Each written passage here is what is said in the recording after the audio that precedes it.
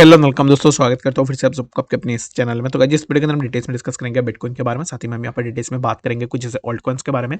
और यहाँ पर इस वीडियो के अंदर मैं सबसे पहले तो यहाँ पर एड्रेस करूंगा जिस कॉइन्स के अंदर लॉस हुआ है। तो सबसे पहला जो कॉइन था उस कॉइन का नाम है एपीटी। तो एपीटी के अंदर हम लोगों का लॉस हुआ है। उसके बाद डीवाईडीएक्स के अंदर भी स्टॉप लॉस हिट हुआ है।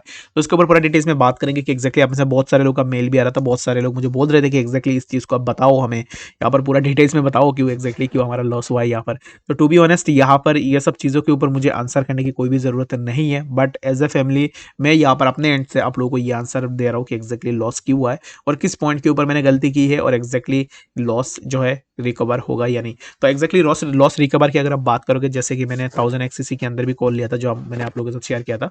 1000 एक्ससीसी के अंदर अगर आप देखोगे तो अराउंड 10% के आसपास मूवमेंट हमें 1000 एक्ससीसी के अंदर देखने को मिला है। And the next thing is that यहाँ पर आरएलसी के अंदर भी मैंने एक कॉल लिया था, जिस कॉल के अंदर समवेयर अराउंड 6% के आसपास स्पॉट में हमें मूवमेंट देखने को मिला था। उसके बाद अगर आप नेक्स्ट कॉल की बात करोगे तो नेक्स्ट हमने लिया था गाला के अंदर, जहां पर 2 टारगेट्स ऑलरेडी हिट हुए थे।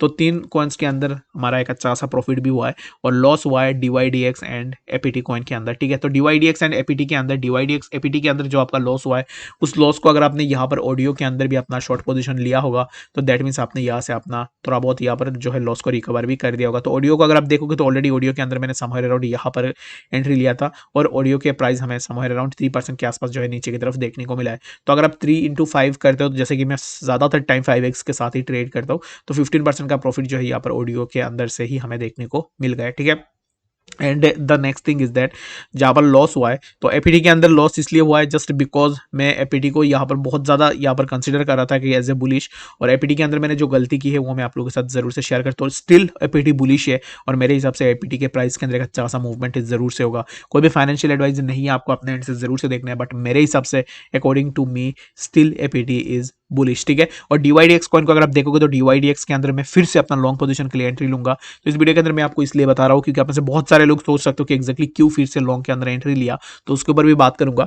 तो यहाँ पर एपीटी के अंदर मैंने गलती कहाँ पर की, ये जो जोन था एक चैनल के अंदर प्राइस मूव कर रहा था जहां पर मैंने सर्कल मार्क करके रखा हुआ है, तो यहाँ से ब्रेकडाउन हुआ था, उस चीज को मैंने यहाँ पर नहीं देखा और मैं सोच रहा था कि यहाँ पर इसी कैंडल को अगर आप देखोगे तो एक्जैक्टली मैंने सोचा कि यहाँ पर तो ऑलरेडी सपोर्ट सस्टेन कर लिया है, बट यहाँ से प्राइस के अंदर हमें ब्रेकडाउन देखने को मिला जिसके चलते हुए प्राइस के अंदर ड्रॉप डाउन हुआ है। ठीक है, तो इसके कारण ये जो गलती है ये मैंने की है एपीटी के अंदर, जिसके कारण लॉस हुआ है, but still APT is bullish और मेरे हिसाब से यहाँ से प्राइस ऊपर की तरफ जरूर से ब्रेकआउट लेके जा सकता है। प्राइस के अंदर इतना पोटेंशियल है कि यहाँ से प्राइस आपको एक अच्छा खासा अपवर्ड मूवमेंट जरूर से दिखा सकता है। तो एपीटी हो सकता है कि आपको और भी थोड़ा नीचे देखने को मिले, बट मेरे हिसाब से ये इतना जल्दी यहाँ पर नीचे नहीं आएगा और यहाँ से प्राइस के अंदर हमें फर्दर एक मूवमेंट जरूर से देखने को मिल सकता है।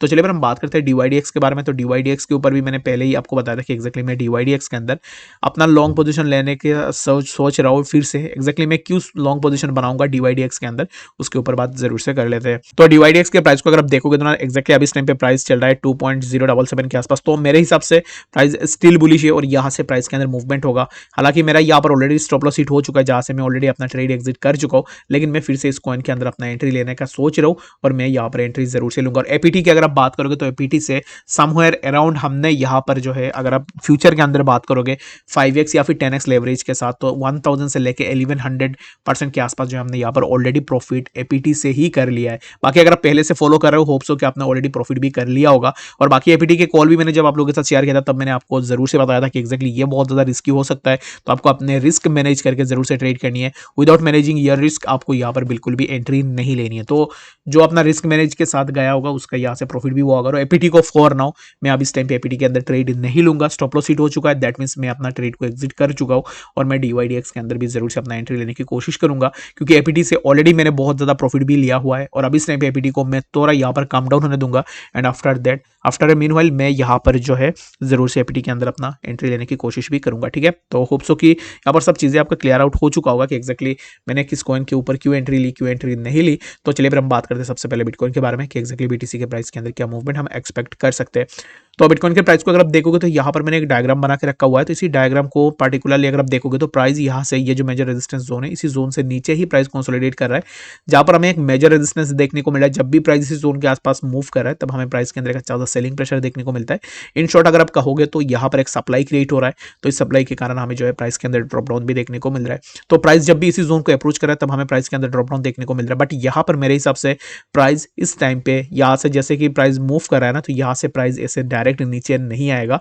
मेरे हिसाब से प्राइस इस टाइम पे कुछ टाइम के लिए कंसोलिडेशन हमें प्राइस के अंदर देखने को मिलेगा एंड लेटर ऑन यहाँ से हमें बिटकॉइन के प्राइस के अंदर एक ब्रेकआउट देखने को मिल सकता है, जो कि हमें समवेयर अराउंड यहाँ से इसी जोन के आसपास भी देखने को मिल सकता है। मैं यहाँ पर एक्जैक्टली इसको रिमूव कर देता हूँ ताकि आपके लिए थोड़ा ईजी हो जाए। यहाँ पर ये जो मैंने डायग्राम ड्रॉ किया है ना, तो सिमिलर कुछ इस तरीके से प्राइस इसी जोन को जाकर हिट करेगा 23141, उसके बाद फिर से थोड़ा नीचे आएगा, उसके बाद फिर से थोड़ा ऊपर जाएगा, उसके बाद यहाँ पर एक साइडवेज कंडीशन के अंदर मूव करने के बाद फाइनली यहाँ से हमें एक ब्रेकआउट देखने को मिल सकता है, जो कि हमें समवेयर अराउंड 23,800 23,700 के आसपास बिटकॉइन के प्राइस इजीली देखने को मिल सकता है। ठीक है, तो होप सो कि आपको यहाँ पर बात है डिटेल्स में समझ में आ गई होगी कि एक्जैक्टली बिटकॉइन के प्राइस के अंदर क्या मूवमेंट हमें देखने को मिल सकता है।